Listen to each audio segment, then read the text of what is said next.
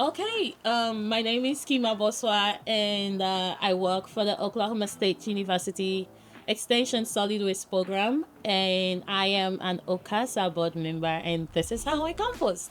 I'm gonna give you a little bit background of me. I learned composting from my dad, and it was kind of like a traditional family thing because we were doing like kind of subsistence farming where we just farm for our family and things like that. So we were not really doing composting in a very fancy way. I would say we didn't really have a compost bin or maybe decide to build kind of one or anything. We just dug a hole in the ground and then put our biodegradables and garden trimmings and make it rot and apply on our crops, which was pretty cool. So I feel like it's very important to teach my kids about that.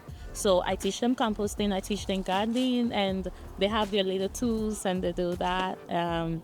Yeah, so and the most beautiful part of it is if we have anything they know that this is organic and should be composted, they know it.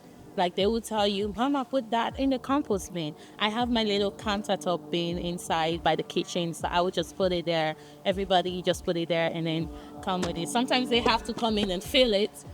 If you see my compost, this I have told them that this side stop adding because they keep adding. Whenever they come, they just keep adding and things like that. So I told them, hey, this side of it, leave it to rot now, and let's go to the next place.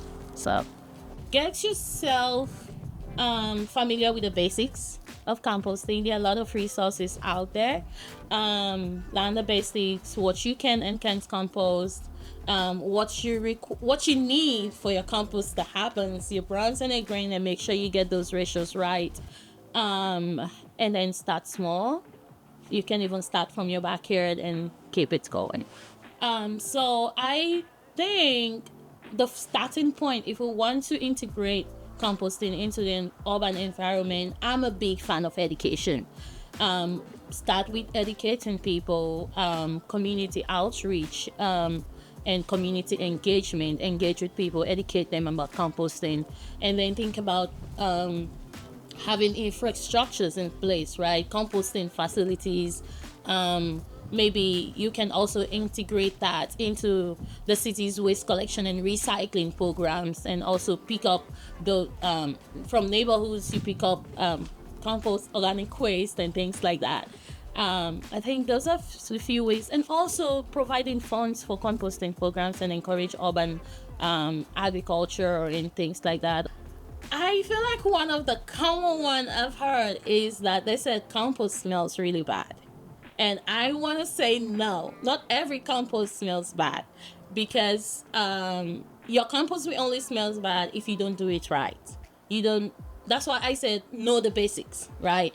If you are adding more greens versus the brown, then obviously you expect some smell. If you are putting some things in your compost that are not required to be there, then you start having that smell.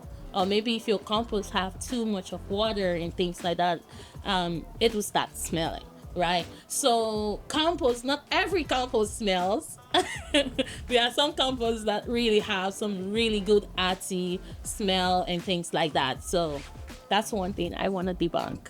So this is my compost bin, and basically I just use my kitchen scraps and all the leaves from my yard, and sometimes I get like this is a leaf I got from the neighbor's yard because I feel like my major challenge with that, I cook a lot, so I have a lot of greens compared to the browns. So I try to use my cardboards for my browns and then go get some leaves, dry leaves, and use it. So this is it. It's still there happening, but yeah.